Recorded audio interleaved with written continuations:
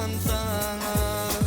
O vakıydı mehirli gödü, cemalına aşk oldum kıyıların oldu.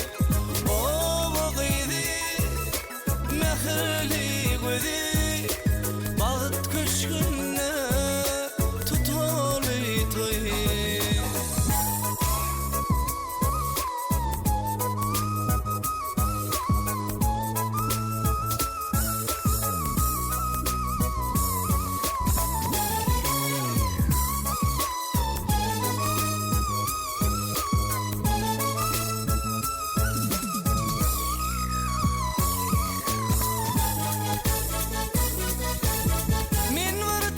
Şol gödelim ay cemalına, sen peridat misli şişme şıpasanıma.